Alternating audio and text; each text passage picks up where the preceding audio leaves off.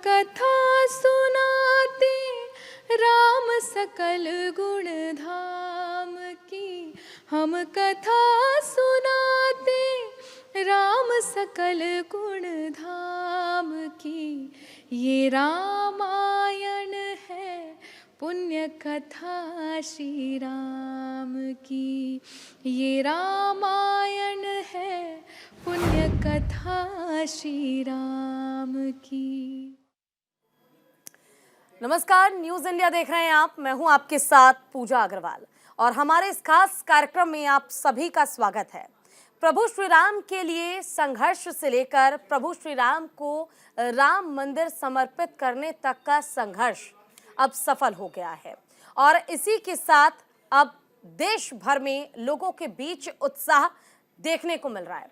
अब जब ये सफलता लोगों को मिली है तो दो लाइनों में जरा समझिए कि देश के जो सनातनी हैं वो कैसा महसूस कर रहे होंगे। गूंजता रहेगा सदियों तक, एक ऐसा अंजाम लिख देंगे। लहू के हर एक कतरे से जय श्री राम लिख देंगे। बिल्कुल सही कहा पूजा आपने। जिस तरीके से अब चहुओर भगवान श्री राम को लेकर, उनके आगमन को लेकर तैयारियां की जा रही हैं, हम न्यूज इंडिया परिवार भी तैयार हैं। हमारे तमाम रिपोर्टर्स भी तैयार हैं जो इस वक्त अयोध्या में भी मौजूद हैं, जो हमें अपडेट भी दे रहे हैं। और इसी के साथ साथ हमारे स्टूडियो में भी साधु संतों का जमावड़ा भी है। वो साधु संत जो हमें बताएंगे कि इस दिन का, इस प्राण प्रतिष्ठा का कितना महत्व है। चलिए चर्चा की शुरुआत करते हैं। तारुफ अपने तमाम अतिथियों से मैं आपका करा देती हूँ। उपमन्यु महाराज जी, हिंदू धर्मगुरु, आपका बहुत स्वागत। पंडित गिरीश मिश्रा जी हैं, आपका बहुत स्वागत है। इसी के साथ स्वामी दयानंद सरस्वती पाताल बाबा, आपका बहुत स्वागत। और देखिए पूजा, हमारे साथ विष्णु विनोदम जी और आचार्य कृष्ण शर्मा भी हमारे साथ कुछ देर में मौजूद होंगे। तो चलिए चर्चा की शुरुआत करते हैं। और सबसे पहले पंडित गिरीश जी, चूंकि अब यूं कहें अनुष्ठान का छठा दिन है और इसके बाद क्या कुछ होगा, क्योंकि कहा जा रहा है कि मध्यवास करेंगे, इसके बाद शयनवास करेंगे कि शयन तक चले जाएंगे आज प्रभु। तो जरा इसके महत्व के बारे में बताइए।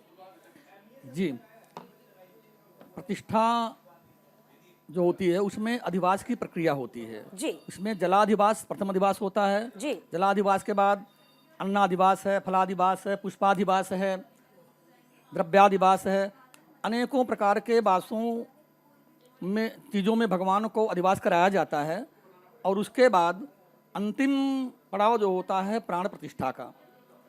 प्राण प्रतिष्ठा जब ईश्वर की हो जाती है मूर्ति की, तो वह मूर्ति अपने आराध्यों के लिए, साधकों के लिए साक्षात भगवान का अवतार हो जाती है। उसे अवतार मान लिया जाता है और साधक अवतार मानकर ही भगवान की आराधना करता है उस मूर्ति की। स्वामी दयानंद सरस्वती जी, आपका रुख करते हुए आपसे जानना चाहूंगी। सबसे पहले तो मैं आप तीनों से चाहूंगी एक बार जय श्री राम का अगर उच्चारण हो जाए। जय श्री राम। जय श्री राम। जय जय श्री राम। जय जय श्री राम।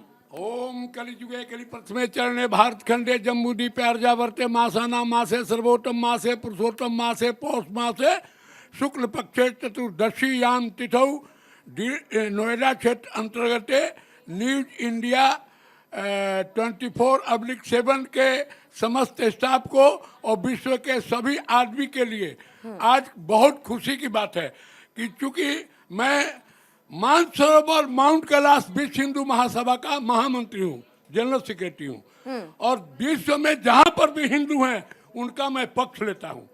आज इतना खुशी की बात है कि लगता है कि त्रेता माने रामायण आ गए। अब देखिए, आपसे बहुत बात निकलती है तो दूर तक जाती है। मैं वहाँ विषय इसे इतर नहीं जाना चाहता हूँ। आज का दिन ऐसा है कि जैसे भगवान को हो गया था तो भगवान वो माँ कुशल्या बोली कि आपको क्या हुआ? अतः कुछ नहीं, हमको पिताजी ने वनवास दे दिया, राजा दे दिया, वन का राजा बना दिया 14 साल के लिए। कि इतना खुश हुए भगवान से। मैं साधुओं से पूछता हूँ कि भगवान सबसे ज्यादा खुश कब हुए? इसका जवाब दीजिए। कोई नहीं देता है। मैं बताता हूँ। प्रसन्नता योनगता विषय कष्ट था। जब राज तिलक स्थगित हो गए तो भगवान बहुत प्रसन्न हुए कि संतों के विनती से हमको राक्षसों को मारने का मौका मिला है। बिल्कुल। तो माँ से बोलते हैं अब इसमें बड़ा लीला है।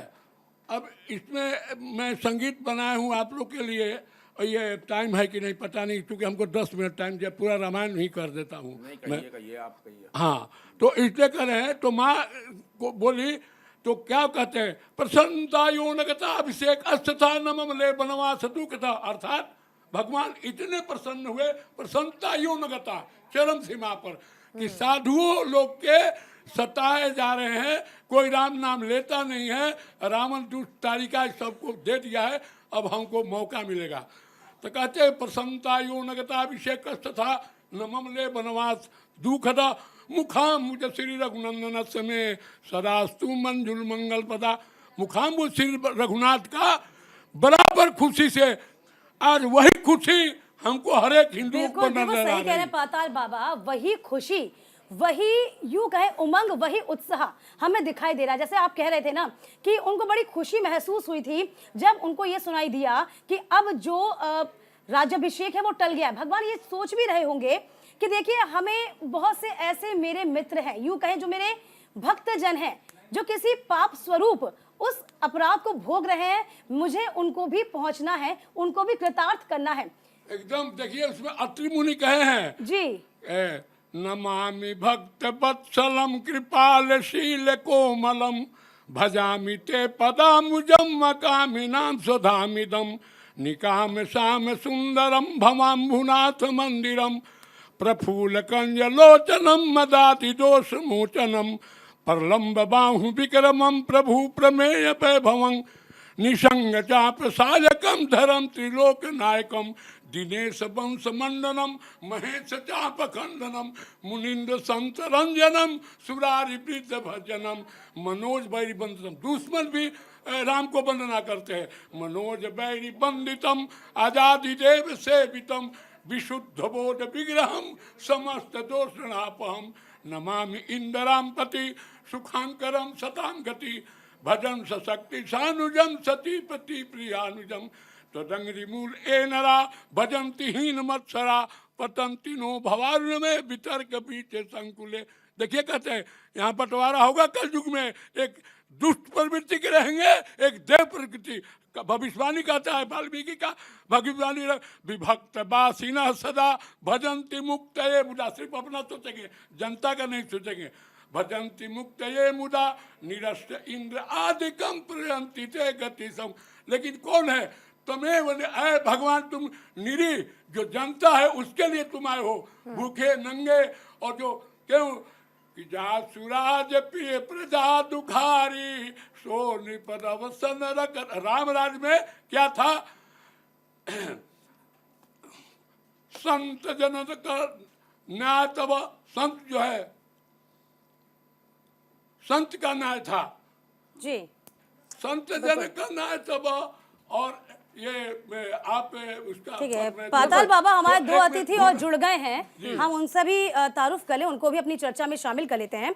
विष्णु विनोदम महाराज जी भी हैं और आचार्य कृष्णा शर्मा भी हमारे साथ मौजूद हैं। बहुत स्वागत है आप दोनों का। और इसी के अलावा देखिए उपमन्यु जी महाराज भी बहुत देर से इंतजार कर रहे हैं। उपमन्यु महाराज जी, उसके बाद मैं आपके पास कृष्णा जी और विष्णु जी आपके पास आऊंगी।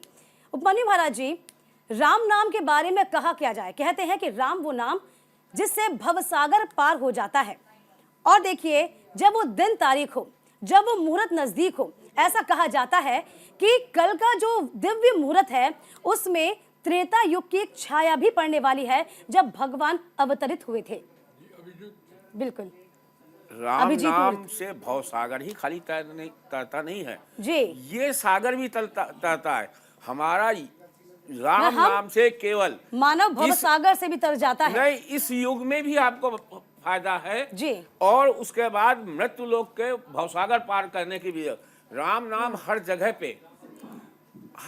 पे राम नाम जो है उपयोगी है। कहीं पे भी जाइए आप राम नाम लीजिएगा तो उपयोग है। बुद्धि विकास करना है राम नाम लीजिए, कहीं पे मार्ग नहीं मिल रहा है राम नाम लीजिए, कहीं पे आपको नौकरी नहीं मिल रही राम नाम लीजिए। आपको मस्तिष्क में इतना ज्ञान दे देगा ये राम नाम कि आपको रास्ता मिल जाएगा। कहीं पे भी बाधा चल रही है वहां आपका राम नाम काम आएगा।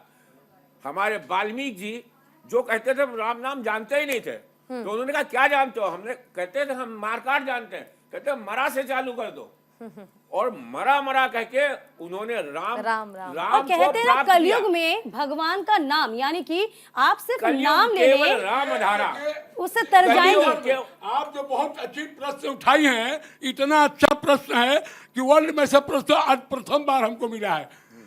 कलयुग में ही नहीं, अब सतयुग में या देखिए हर युग में। एक मिनट रुक कहने दीजिए, इसके बाद कर लिया, मैं नहीं टोका हूँ। देखिए गीता का पाठ क्या है? यत् फलम नास्ति तपसा न यज्ञेन समाधिना तत्फलम लभते समकरो के सौकृतम।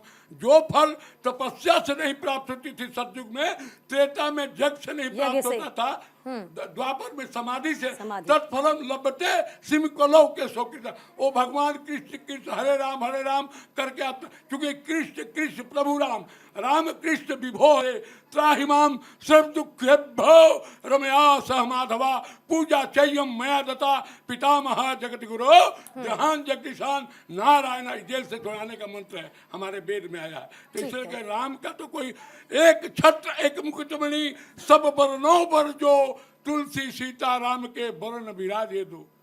राम नाम 2 अक्षर है, सबका सुंदर मूल, 4 डाढ़ 9 पल्लव है, लगे 18 फूल। चलिए हमारे साथ विष्णु विनोदम महाराज जी भी जुड़ गए हैं। विष्णु विनोदम महाराज जी, आपसे सवाल मेरा ये रहेगा कि देखिए 3 चीजों का जिक्र लगातार किया जा रहा है। सबसे पहला राम मंदिर, दूसरा प्रभु श्री राम, और तीसरा प्रभु श्री राम के प्राण प्रतिष्ठा की। लेकिन इस बीच चर्चा ये भी हो रही है कि जिस प्रभु ने हमें बनाया, जिन प्रभु के हाथों का और उन्होंने हमें सजाया और संवारा, आज के समय में इंसान होने के नाते, एक मनुष्य के नाते अगर हम देखें तो हमें लगता है कि हमारी इतनी हैसियत नहीं है कि हम प्रभु श्री राम को मनाएं या फिर उनकी प्राण प्रतिष्ठा करें। लेकिन फिर भी मनुष्य होने के नाते जब ये मौका मिलता है तो आखिर प्राण प्रतिष्ठा कैसे की जाएगी? देखिए कितना अद्भुत है, हमारे बड़े बड़े धर्म गुरु बैठे हैं यहाँ, पाताल बाबा भी बैठे हैं, इतना जबरदस्त इन्होंने व्याख्या की राम की। देखिए राम इस धरती का आधार है, राम सूर्य हैं, और मनुष्य मूर्त बना सकता है, लेकिन उसमें अब देखिए कितना खूबसूरत पल है कि मनुष्य भगवान को बना रहा है और भगवान ने मनुष्य को बनाया है। कितना सिमिलरिटी है। कहा जाए कि मनुष्य भी भगवान का ही एक रूप है, और कहीं ना कहीं वो राम का नाम लेकर के अपने अंदर वो चेतना, वो शक्ति जागृत करता है, वो सूर्य, वो ऊर्जा जागृत करता है। राम का अपना भी एक बीज मंत्र है जो आप देखेंगे। देखिए बिल्कुल राम के भी अपने आराध्य हैं। विष्णु विनोदम महाराज जी, आपसे आगे भी हम समझेंगे, हमारी चर्चा में आप जुड़े हुए हैं, कृष्णा जी से भी हम जुड़ेंगे। फिलहाल वक्त एक छोटे से ब्रेक का हुआ है, आप लोग कहीं मत जाइएगा, क्योंकि न्यूज इंडिया आपको न सिर्फ बताएगा राम नाम की महिमा के बारे में, वो प्राण प्रतिष्ठा उसका क्या महत्व होता है, क्यों आज सारी जनता भक्ति भाव विभोर है। फिलहाल वक्त एक छोटे से ब्रेक का, और ब्रेक के बाद एक बार फिर से स्वागत है आप सभी का हमारे इस खास कार्यक्रम में। और चर्चा लगातार संत और महंतों के साथ जारी है कि राम मंदिर और प्रभु श्री राम जब आ रहे हैं तो आखिर इस पल के लिए लोग किस तरह पल के बिछाए इंतजार कर रहे हैं। हम विनोदम महाराज जी का रुख करेंगे, और जो मेरा सवाल था मैं चाहूंगी कि आप उसे पूरा कीजिए कि जिस तरह से हमें सौभाग्य मिला, प्रभु ने हमें बनाया, और अब हम मनुष्यों को ये सौभाग्य मिल रहा है कि हम प्रभु श्री राम की प्राण प्रतिष्ठा करें। जी, बेहद खास ये मौका है। ये बहुत ही सौभाग्य की बात है, और मैं तो यही कहूँगा कि आज तक जो राम के लिए जिसने सबसे ज्यादा न्यूज़ चैनल ने बात की है वो न्यूज़ इंडिया 24 है, इसका बहुत बहुत धन्यवाद भी करूंगा। और सबसे मुख्य बात है कि राम का निर्माण जो इस धरती पे धरा पर 22 तारीख को हो रहा है, इसके बाद मुझे ऐसा लगता है कि वो राम राज्य की यहाँ से शुरुआत हो जाएगी। और जैसा कि मैंने कहा भी था आपके चैनल के माध्यम से कि रावण की जन्मस्थली दिल्ली है, राम की जन्मस्थली अयोध्या है, और कहीं ना कहीं अब सरकार को अयोध्या की तरफ जाना भी पड़ेगा और सरकार जा भी रही है। कहीं ना कहीं अब राजधानी भी अयोध्या को बनाया जाएगा। 2018 में 6 दिसंबर को संकल्प लिया गया। तो ये इतना बड़ा कार्य होने जा रहा है, भूतो न भविष्यति। मुझे ऐसा लगता है ये युग का परिवर्तन होने जा रहा है। ये एक इस प्राण प्रतिष्ठा के बाद आप देखेंगे कि युग में, इस धरती पर, इस युग में बहुत बड़े बदलाव होते हुए आपको दिखाई देंगे। बिल्कुल ऐसा कह सकते हैं हम संक्षेप में कि एक नए युग का आगाज है, तो इसमें कोई अतिशयोक्ति होगी भी नहीं विनोद महाराज जी। जी, इसमें अतिशयोक्ति इसलिए नहीं है कि कहीं ना कहीं सरकारों के, यूएन के एजेंडे भी इसी पर चल रहे हैं। कहीं ना कहीं ये सबसे बड़ी बात है विनोद महाराज जी कि हम मॉडर्न कितने भी बने, लेकिन अब हम अपनी जड़ों की ओर लौट रहे हैं, जो लौटना बहुत दिलचस्प भी है और जो बहुत जरूरी हो जाता है। सबसे अच्छी बात तो ये भी नजर आती है कि ना सिर्फ बुजुर्गों में, महिलाओं में, बल्कि युवाओं में वो जोश दिखाई दे रहा है, वो उत्साह दिखाई दे रहा है, जो कहीं ना कहीं एक सनातनी में, या यूं कहें एक युवा में दिखना चाहिए अपने धर्म को लेकर भी। चलिए चर्चा को आगे बढ़ाते हैं। आचार्य कृष्णा शर्मा भी मौजूद हैं। कृष्णा जी, देखिए हम बात कर रहे हैं युग परिवर्तन की, राम राज की, और ऐसा कहा जाता है कि जब भगवान जन्म लेते हैं उस वक्त सारे तीर्थ वहीं आ जाते हैं, वहीं मौजूद हैं। कुछ ऐसा ही नजारा होता है। हालांकि ये प्रश्न जो है अपने और महानुभावों से मैं जरूर करूंगी। और ये भी बताइए कि अभिजीत मुहूर्त, इस मुहूर्त का मतलब क्या होता है, क्यों ये मुहूर्त इतना शुभ है? कृष्णा जी। देखिए, सबसे पहले तो आपके चैनल के माध्यम से सभी देशवासियों को शुभकामनाएं दूंगी, क्योंकि जैसे कि बोला है कि कल जो है राम लला जो है वहां पर स्थापित हो जाएंगे, तो ये छोटी दिवाली है आज, और कल जो है बड़ी दिवाली होगी।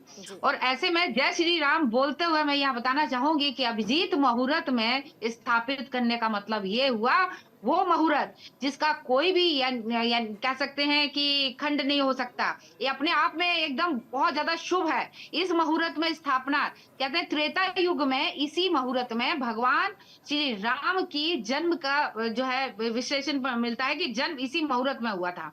और एक चीज मैं आपको बताऊं, हम न्यूमरोलॉजी के हिसाब से भी अगर देखते हैं तो बड़ा खास मुहूर्त है, क्योंकि कल 22 तारीख जो 4 नंबर आता है, और उसके बाद अगर आप पूरा काउंट करते हैं तो इसमें 13 आता है। अगर 22/1/2024 को काउंट करेंगे तो 13 आएगा, और 13 को काउंट करेंगे फिर 4 आएगा, और ये पूरा मिला के करते हैं तो 8 आता है।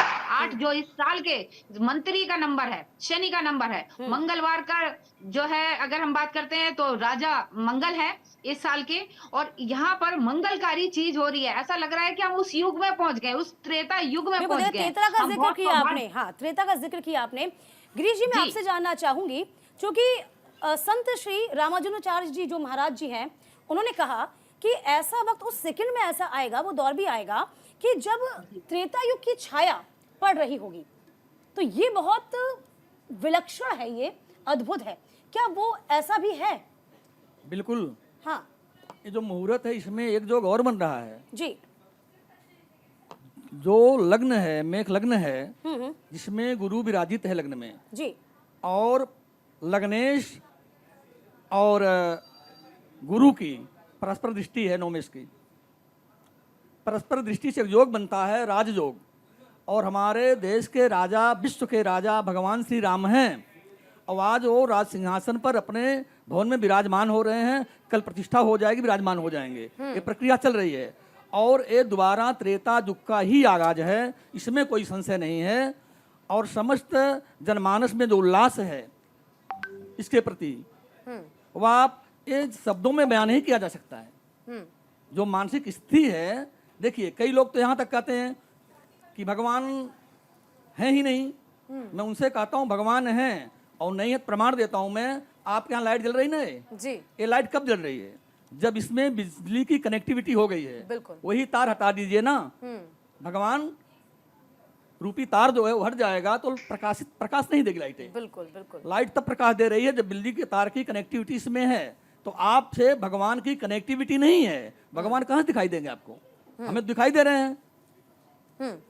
स्वामी उपमन्यु महाराज जी, आपसे मैं सबसे पहले तो देखिए, क्योंकि अब जानकारी हम लगातार ले ही रहे हैं और महत्व को भी जान रहे हैं, एक बार अगर आप लोग एक भजन प्रभु श्री राम के लिए अगर गा दें और एक भजन हो जाए उनके लिए, आप तीनों से। हाँ जी। पाताल बाबा को हमेशा तैयार रहते हैं पाताल बाबा गाने के लिए, श्लोक सुनाने के लिए। बिल्कुल पाताल बाबा गए।